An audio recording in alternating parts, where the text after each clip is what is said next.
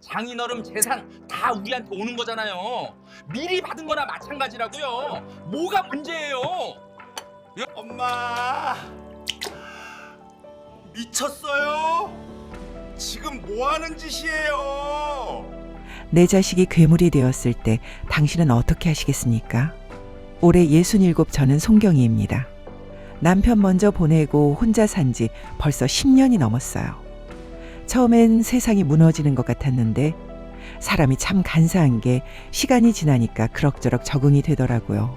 작은 아파트에서 혼자 밥해 먹고 아침마다 공원 한 바퀴 돌고 일주일에 한 번씩 성당 가는 게 내 일상의 전부예요.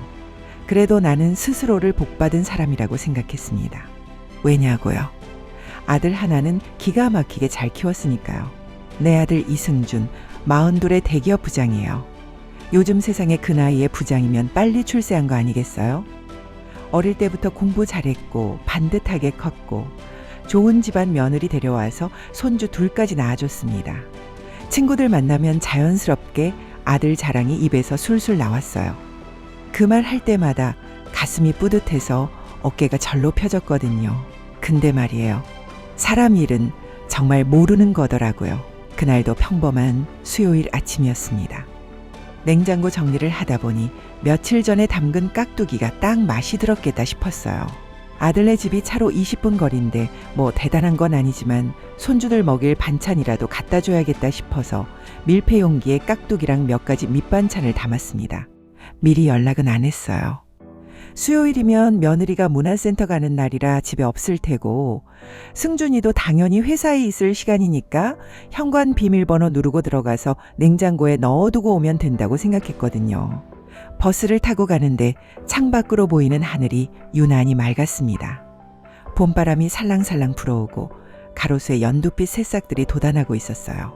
요즘 같은 날에 손주들 데리고 놀러 가면 좋겠다. 그런 평화로운 생각을 하고 있었습니다. 아들네 아파트 단지에 들어섰을 때였어요. 저 멀리 주차장 쪽에서 눈에 익은 뒷모습이 보였습니다. 양복 입은 넓은 어깨, 단정하게 넘긴 머리, 승준이었어요. 회사에 있어야 할 시간인데 왜 여기 있지? 휴가인가? 나는 반가운 마음에 손을 번쩍 들어 부르려다가 멈췄습니다. 승준이 옆에 누군가가 서 있었거든요. 허리가 구부정하게 굽고 머리카락이 허옇게 센 노인, 낯익은 실루엣이었습니다. 아들의 장인어른, 바깥 사돈이었어요. 내가 이분을 처음 뵌 게 15년 전, 승준이 결혼할 때였습니다. 그때 사돈은 중소기업을 운영하고 계셨어요. 자수성가하신 분이라고 들었습니다. 맨손으로 시작해서 직원 50명 넘는 회사를 일궈내신 대단한 분이셨어요. 그런데 며느리한테 듣기로 몇 년 전에 건강이 안 좋아지시면서 회사를 정리하셨다고 했습니다. 나는 언제나 이분께 감사했어요. 우리 승준이 별 볼 일 없는 집안 아들인데 좋은 며느리 주셨으니까요. 명절 때마다 인사드리러 가면 항상 깍듯하게 안사돈 우리 사위 승준이 잘 키워줘서 고맙습니다 하시던 분이셨습니다. 그런데 오늘 본 사돈의 모습은 뭔가 달랐어요. 굽은 허리가 더 굽은 것 같았고 광대뼈가 툭 튀어나올 정도로 볼살이 빠져 있었습니다. 얼굴에 생기가 없었어요. 예전에 당당하게 걸으시던 그 모습이 아니었습니다. 어쩐지 쪼그라들어 보였어요. 온몸에서 힘이 빠진 사람처럼. 그리고 그 옆에 서 있는 내 아들.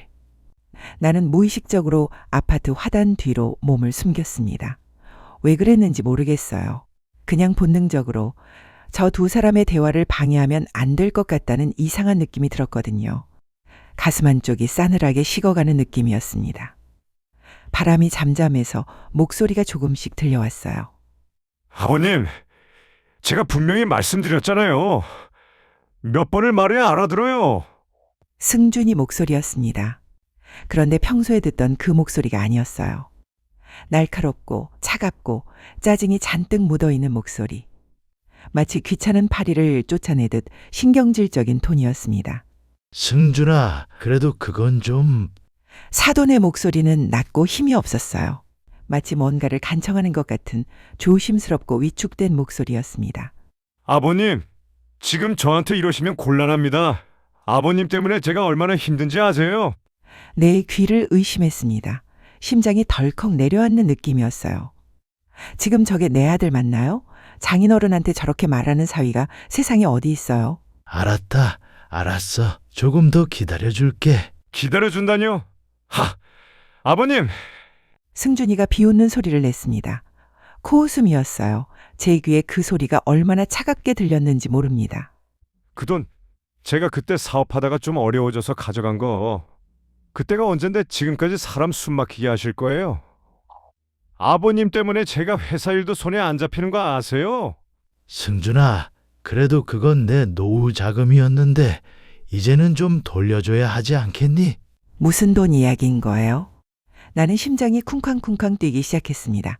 손에 들고 있던 밀폐용기가 흔들릴 정도로 손이 떨렸어요.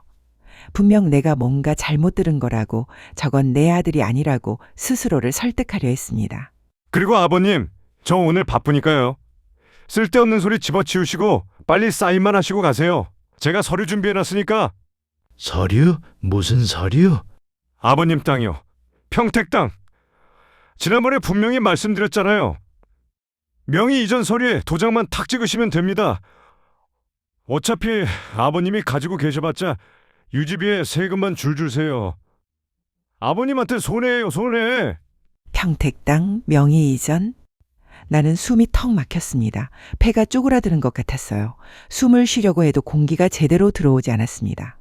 그 땅은, 승준아, 그 땅은 내가 수진이 주려고 남겨둔 거야. 내 딸한테 주려고.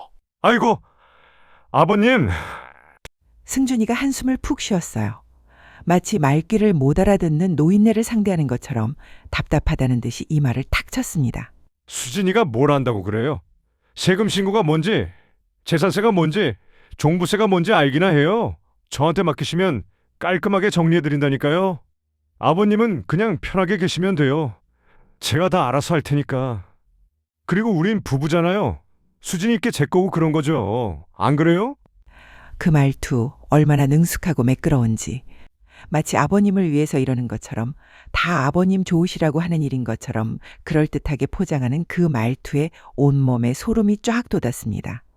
저게 내 아들 입에서 나온 말이라는 게 믿기지가 않았어요. 그래도 좀 생각해 볼게. 아나, 답답하네. 아버님, 제가 그냥 먹겠다는 게 아니잖아요. 그래서 이 평택 땅 명의 이전 서류 가져온 거 아닙니까? 아버님, 가지고 계셔봤자 세금만 나오니까 제가 관리하면서 잘 팔아서 그걸로 나중에 다 갚아드린다니까요. 그걸로 퉁치자고요. 그걸로 퉁치자고요? 장인어른한테 한다는 말이 퉁치자? 내 손에 힘이 잔뜩 들어갔습니다.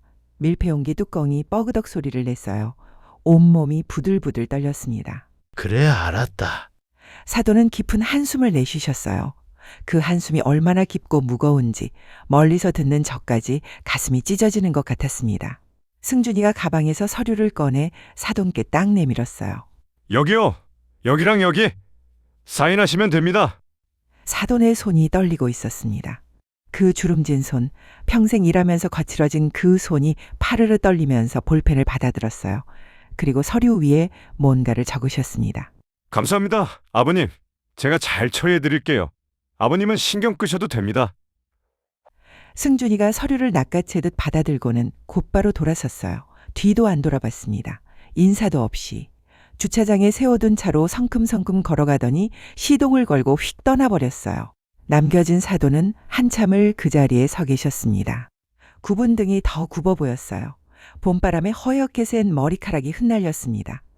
그 뒷모습이 얼마나 처량하고 쓸쓸해 보였는지 모릅니다. 나는 화단 뒤에서 꼼짝도 못하고 서 있었어요. 다리에 힘이 풀려서 주저앉을 것 같았습니다. 설마 내가 잘못 본 거겠지? 저건 내 아들이 아닐 거야. 하지만 그건 분명히 승준이었어요. 내가 10달 뱃속에 품고 젖먹여 키우고 밤새 공부하는 옆에서 졸면서 지켜봐준 내 아들 이승준이었습니다. 그날 이후로 나는 잠을 제대로 잘 수가 없었어요. 밤마다 천장을 쳐다보며 뒤척였습니다. 눈을 감으면 그 장면이 선명하게 떠올랐거든요. 장인어른한테 서류를 들이미는 내 아들의 차가운 눈빛, 떨리는 손으로 사인하는 사돈의 구분 등 뒤도 안 돌아보고 휙 떠나버리는 승준이의 뒷모습.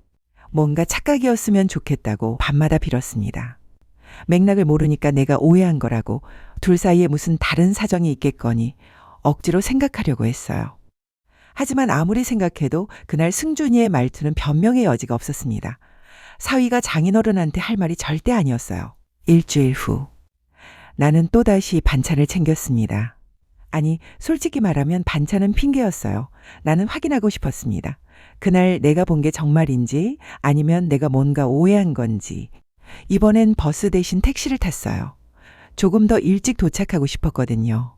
아들네 아파트 단지 앞에 내려서 천천히 걸어 들어갔습니다. 동 입구 앞에 작은 벤치가 있는데 거기서 잠시 앉아있기로 했어요. 마침 햇살이 좋은 날이라 산책 나온 노인처럼 보일 거라고 생각했습니다. 30분쯤 지났을까요? 동입구에서 사람이 나왔어요. 며느리 수진이었습니다. 그리고 그 옆에 사돈이 함께 계셨어요. 나는 본능적으로 몸을 숨겼습니다. 벤치 옆에 있던 가로수 뒤로 살짝 비켜섰어요. 수진이가 뭐라고 말하라고 있었습니다. 아버지, 그냥 들어가세요. 애들 학원에서 데려와야 해서 저 지금 진짜 바쁘거든요. 그래, 알았다. 그런데 수진아, 승준이가 말한 그 땅 말이야. 아무리 생각해도 아이 아버지, 또 그 얘기예요? 수진이가 짜증스럽다는 듯이 눈을 굴렸습니다. 그거 승준 씨한테 맡기시면 돼요. 승준 씨가 알아서 잘해요. 아버지가 신경 쓰실 일 아니에요. 근데 그 땅은 너 줄라고 남겨둔 거야. 내가 너한테 아버지, 지금 그 얘기할 시간 없다니까요. 제가 진짜 바쁘거든요. 나중에 얘기해요, 나중에. 수진이가 사돈의 말을 뚝 자르고는 주차장 쪽으로 총총 걸어갔습니다. 사돈은 또 혼자 남겨지셨어요. 딸한테까지 저런 취급을 받으시는 건가요? 그 뒷모습이 너무나 쓸쓸해 보여서 나는 가슴이 미어졌습니다. 며느리마저 저러면 이 어르신은 누구한테 기대하는 거예요? 나는 더 이상 숨어서 지켜보고만 있을 수가 없었습니다. 무작정 사돈께 다가갔어요. 사돈 어른, 안녕하세요. 사돈이 고개를 드셨습니다. 처음엔 못 알아보시는 것 같더니 곧 얼굴에 놀란 빛이 스쳤어요. 안사돈이 어떻게? 예, 사돈 어른, 오랜만입니다. 아이고, 이게 얼마만이야. 안사돈께서 여긴 웬일이십니까? 반찬 좀 갖다 주러 왔어요. 손주들 먹일 거. 그래요? 사돈의 표정이 금세 어두워졌습니다. 분명 며칠 전 일이 떠오르신 것 같았어요. 사돈 어른, 혹시 시간 되시면 차 한잔 하실까요? 근처에 괜찮은 카페가 있어서요. 나는 대뜸 말을 꺼냈습니다. 사돈이 조금 망설이시다가 고개를 끄덕이셨어요. 그래요, 좋지요. 우리는 단지 앞 카페로 갔습니다. 한적한 구석자리에 마주 앉았어요. 따뜻한 유자차를 시켜놓고 나는 사돈의 얼굴을 찬찬히 살폈습니다. 1년 전 명절 때 뵀을 때보다 확실히 얼굴이 많이 상하셨어요. 볼살이 쏙 빠지고 눈 밑에 그늘이 짙게 깔려 있었습니다. 무엇보다 눈빛에 힘이 없었어요. 예전에 사업하실 때 그 당당하고 날카롭던 눈빛이 아니었습니다. 사돈 어른, 요즘 건강은 어떠세요? 뭐 그럭저럭이죠. 나이 먹으니까 여기저기 쑤시고 아프고. 식사는 잘하고 계세요?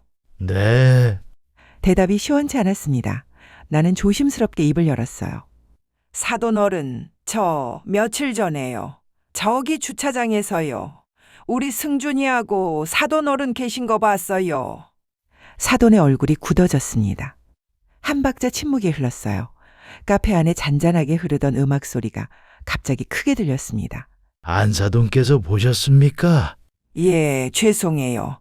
일부러 엿들으려고 한 건 아닌데 그냥 우연히요. 또다시 침묵이 흘렀습니다. 사돈이 깊은 한숨을 쉬셨어요. 그 한숨에 온갖 것들이 담겨 있는 것 같았습니다. 수치심, 분노, 서러움, 체념. 70년 넘게 살아오신 분의 한숨이 그렇게 무거울 수가 없었어요. 안사돈, 내가 미안해요. 내가 여유가 있으면 애들 고생 안 하고 좋을 텐데. 예? 안사돈, 내가 참 부끄러워요. 이런 말까지는 안 하려고 했는데. 사돈 어른, 편하게 말씀하세요. 제가 다 봤습니다. 사돈이 깊은 한숨을 쉬셨어요. 그 한숨에 수치심과 서러움이 가득 담겨 있었습니다. 사실은 3년 전에 승준이가 사업 투자를 한다고 해서 제가 2억을 해줬어요. 사업 정리하고 남은 제 마지막 노후 자금이었죠. 사위가 잘 돼야 내 딸 수진이도 편하게 살 거 아니겠습니까? 그래서 믿고 줬는데 나는 조용히 듣고 있었습니다. 주먹을 쥔 손에 힘이 들어갔어요. 그런데 그 돈을 주식으로 다 날렸나 봐요. 그 뒤로는 돈 얘기만 나오면 승준이가 무섭게 돌변해요. 내가 언제까지 그 돈 타령 들어야 하냐고. 어차피 나중에 수진이한테 줄 유산 미리 준 셈 치라고 소리를 지르는데 안사돈 앞에서 이런 말 하기 정말 부끄럽지만 내가 사위 눈치를 보느라 숨도 크게 못 쉬고 살아요. 세상에, 사돈 어른. 이번에는 그 평택 땅까지 넘기라고 서류를 가져왔더라고요. 시세가 한 5억 된다고 자기가 관리해 준다고는 하는데 명의를 자기 이름으로 해달라는 게 어디 관리입니까? 승준이가 저렇게 무서운 눈을 하고 달려드는데 내가 어떻게 해야 할지 모르겠어요. 5억. 나는 눈앞이 아득해졌습니다. 머릿속이 하얘지는 느낌이었어요. 땅값까지 합치면 7억이에요. 내 아들이 장인 어른한테서 7억을 뜯어내고 있는 거였습니다. 3년 동안 2억 한 푼도 안 갚고 이제는 땅까지 가져가려고 하고 있는 거예요. 사돈 어른, 혹시 차용증 같은 거 쓰셨어요? 사돈이 고개를 저으셨습니다. 가족끼리 무슨. 그리고 그때 승준이가 그러더라고. 증여 형식으로 처리해야 세금을 아끼고 나중에 유산 상속받을 때도 훨씬 유리하다고 아주 그럴듯한 서류를 몇 장 가져와서 설명을 합디다. 내가 건강도 안 좋아지고 판단력이 예전 같지 않으니 하자는 대로 했죠. 사위가 설마 장인을 등쳐먹겠나 하는 마음도 있었고요. 나는 주먹을 꽉 쥐었습니다. 손톱이 손바닥에 파고들어서 아팠지만 상관없었어요. 그리고 그 순간 사돈이 나를 똑바로 쳐다보셨습니다. 그 눈빛이 달랐어요. 뭔가를 결심한 사람의 눈빛이었습니다. 안사돈, 내가 참 바보 같죠? 밖에서는 산전수전 다 겪은 늙은 여우 소리 듣던 놈인데 집구석에서는 이빨 빠진 개만도 못한 신세가 됐네요. 사돈이 쓴웃음을 지으며 찻잔만 만지작거리셨습니다. 처음엔 승준이가 참 살가웠어요. 내가 회사 운영할 땐 아버님은 제 인생의 롤모델이라며 잘했어요. 그런데 건강을 잃고 회사를 정리하고 나니까 그 녀석 눈에 내가 존경하는 장인이 아니라 빨리 처분해야 할 재고처럼 보이기 시작했나 봐요. 그 말에 가슴이 쿵 내려앉았습니다. 재고라니요. 요즘은 전화하면 한숨부터 쉬어요. 아버님, 저 지금 회의 중인 거 아시죠? 용건만 간단히 하세요. 그러다 돈 얘기나 땅 얘기가 안 통하면 아예 대놓고 윽박지릅니다. 아버지, 나이 먹었으면 곱게 좀 계세요. 자꾸 노역 부리시면 수진이만 힘들어지는 거 몰라요? 이러면서요. 사돈의 눈시울이 붉어지며 목소리가 가늘게 떨렸습니다. 수진이는요? 딸한테는 말씀해 보셨어요? 수진이요. 사돈이 고개를 떨구며 마른 세수를 하셨습니다. 그 아이가 더 무서워요. 내가 승준이 때문에 힘들다고 하면 내 손을 잡는 게 아니라 은근히 협박을 합디다. 아빠, 승준 씨, 지금 승진 앞두고 예민해. 아빠가 땅 좀 미리 넘겨주면 승준 씨도 마음 잡고 우리 가족한테 더 잘할 거 아니야. 아빠, 나 생각해서라도 고집 좀 꺾어주면 안 돼? 라고요. 그건 부탁이 아니라 거래였습니다. 딸이 남편의 악행을 모르는 게 아니라 자기들의 편안한 노후를 위해 친정 아버지의 고열을 짜내는 걸 방조하고 있었던 거예요. 나는 이제 갈 데가 없어요. 내 자식이 내 편이 아닌데 내가 누구한테 손을 내밀겠습니까? 그날 주차장에서 사위한테 그 수모를 당하는데 차라리 그 자리에서 혀라도 깨물고 싶더라고요. 나는 할 말을 잃었습니다. 입술이 바짝바짝 탔어요. 안사돈, 미안해요. 이런 얘기해서. 근데 나 이제 정말 어디다 말할 데가 없어요. 친구들한테 말하자니 창피하고 수진이한테 말해봤자 소용없고. 나는 뭐라고 말해야 할지 몰랐습니다. 내 아들이 저지른 일 때문에 이 어르신이 울고 계신 거예요. 내가 낳고 키운 자식이 사람을 이렇게 만든 거예요. 사돈 어른, 제가 죄송합니다. 나는 깊이 고개를 숙였습니다. 제가 자식을 잘못 키웠습니다. 그날 밤 나는 승준이한테 전화를 걸었습니다. 2번 울리고 전화가 연결됐어요. 엄마 왜요? 전화를 받자마자 퉁명스러운 목소리가 들렸습니다. 예전엔 안 그랬어요. 예전엔 엄마 하면서 반갑게 받았는데 언제부터인가 귀찮다는 듯이 전화를 받기 시작했습니다. 승준아, 이번 주 토요일에 시간 되니? 토요일이요? 왜요? 엄마가 밥 한번 해줄게. 오랜만에 집에 와. 아, 엄마. 저 바빠요. 주말에도 일 있어서. 바빠도 밥 먹을 시간은 있잖아. 엄마가 너 좋아하는 갈비찜 해놓을게. 토요일 점심때까지 와. 꼭이야. 기니 할 얘기도 있다. 대답도 듣지 않고 전화를 끊었습니다. 그리고 나는 또 한 통의 전화를 했어요. 사돈어른 접니다. 토요일 점심에 저희 집에 오실 수 있으세요? 기인이 드릴 얘기가 있으니 꼭 오셔요. 그리고 드디어 토요일이 됐습니다. 나는 새벽 5시에 일어났어요. 잠이 안 왔거든요. 아니, 솔직히 말하면 밤새 한숨도 못 잤습니다. 머릿속으로 오늘 할 말을 계속 되뇌었어요. 부엌에 서서 요리를 시작했습니다. 갈비찜, 잡채, 계란말이, 시금치나물. 전부 승준이가 어릴 때부터 좋아하던 음식들이에요. 이유 없이 갈비찜 타령을 하던 중학생 시절, 도시락에 계란말이 넣어달라고 조르던 고등학생 시절. 그때 그 아이는 어디로 간 걸까요? 음식 냄새가 집안 가득 퍼졌습니다. 예전엔 이 냄새만 맡아도 행복했는데 오늘은 가슴이 답답하기만 했어요. 식탁을 차려놓고 기다렸습니다. 12시 반. 예고된 시간처럼 현관 도어락 소리가 정적을 깨고 경쾌하게 울렸습니다. 엄마, 저 왔어요. 승준이가 어깨에 힘을 빡 주고 들어왔습니다. 대기업 부장의 위세가 몸에 밴 듯 걸음걸이부터가 당당했죠. 손목을 스칠 때마다 명품 시계가 번쩍이며 나는 이렇게 성공한 사람이다 라고 외치는 것 같았습니다. 왔냐? 손부터 씻고 앉아라. 너 좋아하는 거 잔뜩 했다. 승준이는 아무것도 모른 채 화장실에서 콧노래까지 흥얼거리며 손을 씻고 나왔습니다. 식탁 가득 차려진 갈비찜 냄새에 입맛을 다시며 의자를 끌어당겨 앉았죠. 그 얼굴은 너무나 평온하고 당당해서 며칠 전 주차장에서 본 그 악마 같은 얼굴과 동일 인물인지 의심스러울 정도였습니다. 내가 막 갓 지은 밥을 소복하게 떠서 내려놓으려던 찰나였습니다. 딩동. 날카로운 초인종 소리가 거실을 가로질렀습니다. 승준의 숟가락이 허공에서 멈췄어요. 누구? 또 와요? 응, 엄마가 귀한 손님 한 분 모셨다. 나는 승준의 눈을 피하지 않고 천천히 걸어가 현관문을 열었습니다. 문 밖에는 며칠 전보다 더 수척해진, 하지만 오늘만큼은 나만 믿겠다며 용기를 낸 사돈이 서 계셨습니다. 사돈 어른, 어서 오세요. 기다리고 있었습니다. 현관을 들어서는 사돈 어른의 모습이 거실 유리창에 비쳤고 식탁에 앉아있던 승준의 얼굴은 그야말로 순식간에 흑빛으로 변했습니다. 아버님. 승준의 입이 멍청하게 벌어지고 들고 있던 숟가락이 식탁 위로 쨍강 소리를 내며 떨어졌습니다. 조금 전까지 대기업 부장의 위엄을 뽐내던 그 눈동자가 사정없이 흔들리며 갈 곳을 잃고 헤매기 시작했죠. 상황 파악을 하려는 듯 머릿속 톱니바퀴가 미친 듯이 돌아가는 소리가 여기까지 들리는 것 같았습니다. 승준아, 왜 그렇게 놀라니? 사돈 어른 오시니까 반가워서 입이 안 떨어져?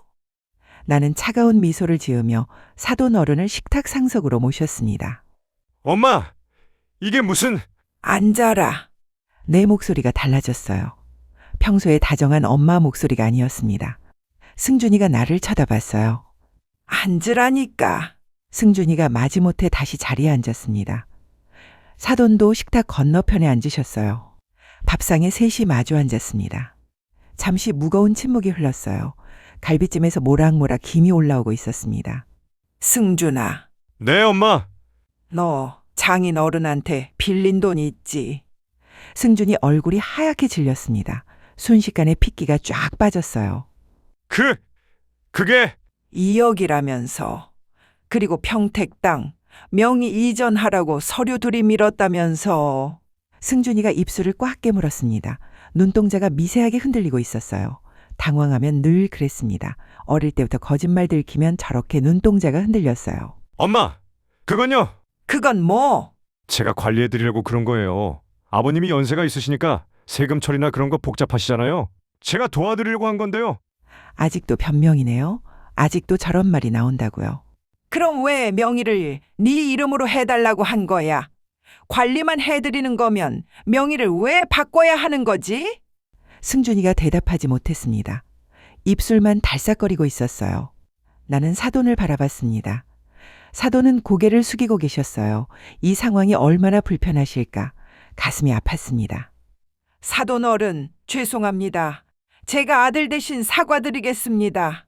제가 아들을 잘못 키웠습니다. 죄송합니다. 저는 바닥에 무릎을 꿇고 정중히 고개를 숙였습니다. 사돈은 소스라치게 놀라며 저를 일으켜 세우려 애를 쓰셨습니다. 아이고, 안사돈 괜찮습니다. 이러지 마세요. 어서 일어나세요. 아닙니다. 괜찮으시긴요. 나는 다시 승준이를 똑바로 쳐다봤어요.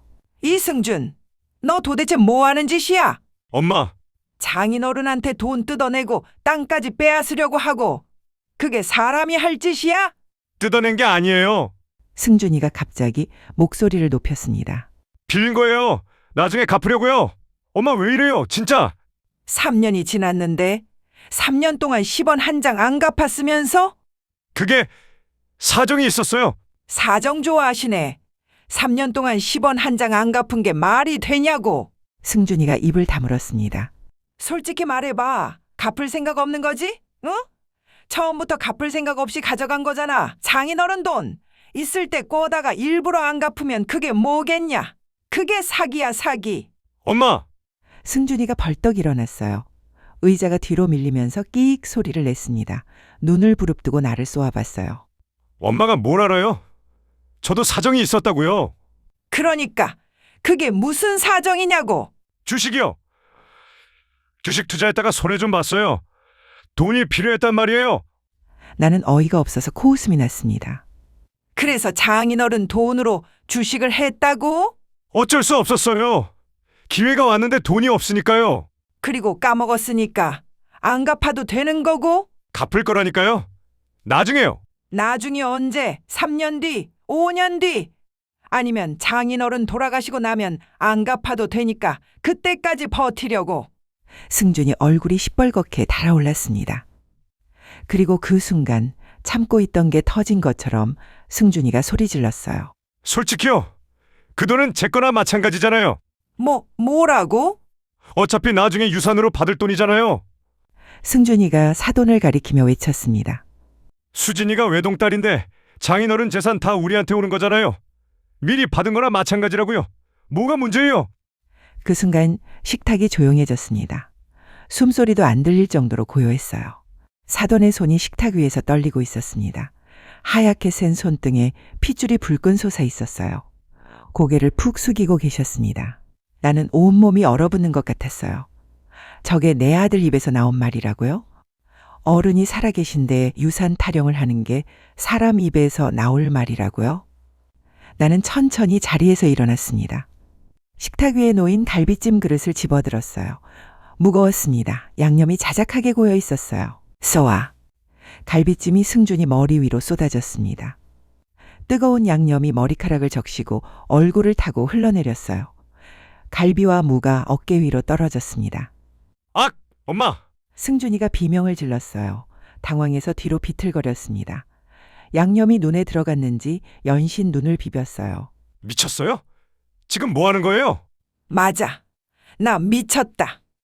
내 목소리가 차갑게 가라앉았습니다. 내가 미친 거야. 널 제대로 못 가르친 내가 미친 거야. 엄마! 지금 진짜 뭐 하시는 거예요? 승준이가 손등으로 양념을 닦으며 소리 질렀습니다. 분노로 얼굴이 일그러져 있었어요. 이승준, 너 거울 봐. 왜요? 지금 네 꼴 좀 보라고. 장인어른 재산이 네 거라고? 어른이 멀쩡히 살아계신데 유산 타령이야? 그게 사람 입에서 나올 말이야. 네가 사람이냐? 승준이가 양념을 닦으며 나를 노려봤습니다. 엄마, 나 이제 42이에요. 애 취급하지 마세요. 애 취급? 네가 하는 짓이 애만도 못해서 그래. 짐승만도 못한 짓을 하니까 그러는 거야. 뭐라고요? 짐승도 은혜는 알아. 키워준 은혜를 아는 게 짐승이야. 근데 너는 뭐냐? 나는 승준이 앞으로 한 발짝 다가갔습니다. 장인어른이 너한테 얼마나 잘해주셨니? 결혼할 때 집 전세자금 얼마 보태주셨어? 3억이야. 손주들 돌잔치 때 금반지에 돈 봉투까지 얼마나 두둑이 챙겨주셨어? 네가 부장 승진했을 때 축하한다고 양복 맞춰주신 거 잊어버렸어? 그 은혜를 이렇게 갚는 거야? 이승준, 나는 이를 악물었습니다. 나는 오늘 네가 한 말 절대 안 잊을 거야. 그리고 알아도 너한테 갈 내 재산은 없다. 승준이가 눈을 크게 떴어요. 네? 뭐라고요? 내가 죽으면 내 재산도 너한테 모두 갈 거 아니냐. 그게 얼마가 됐든 너한테는 10원도 없다. 엄마, 지금 저한테 협박이에요? 협박이 아니라 통보야. 내 재산은 내 거니까 누구 줄지는 내가 정해. 아니, 엄마. 승준이 얼굴이 새파랗게 질렸습니다. 돈 앞에서 저렇게 변하는구나. 조금 전까지 분노로 시뻘개졌던 얼굴이 이젠 공포로 새파래졌어요. 그리고 이승준, 너 지금 당장 장인어른한테 사과드려. 제가 왜요? 사과 안 하면 나 오늘 당장 법원 가서 유언장 공증받는다. 전 재산 사회단체 기부한다고. 독거노인 돕는 데 기부할 거야. 그렇게 해도 괜찮겠어? 승준이 얼굴이 일그러졌습니다. 아, 저 표정. 돈 때문에 저렇게 일그러지는 저 표정. 저게 내가 낳은 자식의 얼굴이라니. 무릎 꿇어. 엄마! 장인어른 앞에 어서 무릎 꿇으라고. 승준이가 부들부들 떨었습니다. 분노인지 굴욕인지 모르겠지만 온몸이 떨리고 있었어요. 주먹을 꽉 쥐고 있었습니다. 하지만 나는 한치도 물러서지 않았어요. 안 꿇어? 그럼 됐어. 나 이만 나가볼게. 법원 가야 하니까. 내가 가방을 집어드는 척하자 승준이가 외쳤습니다. 알았어요. 알았다고요. 승준이가 천천히 무릎을 꿇었어요. 갈비찜 양념이 뚝뚝 떨어지는 얼굴로 사돈 앞에 무릎을 꿇었습니다. 아버님, 죄송합니다. 사돈이 승준이를 바라보셨어요. 눈이 벌겋게 충혈되어 있었습니다. 빌린 돈은 갚겠습니다. 땅도 명의 이전 안 하겠습니다. 나는 옆에서 지켜봤습니다. 그리고 또 그것뿐이야? 그게 다냐고. 그리고 2억에 대한 차용증 쓰겠습니다. 또 엄마, 또 뭐가 있어요? 너 정말 진짜로 용서를 빌어야 할 게 뭔지 몰라? 내가 널 진짜 잘못 키웠구나. 내 잘못이다. 나는 아들 옆에 똑같이 무릎을 꿇고 앉아 고개를 숙여 사죄를 했습니다. 사돈 어른, 정말 다시 한번 제가 대신 사죄드립니다. 제가 아들 녀석 품속에서만 오냐오냐 키우고 넓게 세상을 보지 못해 약한 사람 하대하고 무시하는 버러지로 키웠습니다. 죄송합니다. 죄송합니다. 눈물을 뚝뚝 흘리며 진심을 다하여 온 마음으로 사죄를 하는 애미의 모습을 본 승준이가 충격받은 표정이었습니다. 시퍼렇게 입술이 떨리는 것 같았어요. 아버님, 제가 아버님 막 대하고 윽박 지르고 그랬습니다. 정말 죄송합니다. 용서해 주세요. 이게 진심에서 우러난 사과인지 아닌지 나도 잘 모르겠어요. 어쩌면 그냥 돈 때문에 어쩔 수 없이 꿇은 것일 수도 있습니다. 하지만 적어도 오늘만큼은요. 적어도 오늘만큼은 이 어르신이 사위한테 무시당하기만 하던 이 어르신이 무릎 꿇고 사과받는 모습을 보셔야 한다고 생각했어요. 사돈 어른, 지금 당장은 못 믿으시겠지만 제야 지켜볼게요.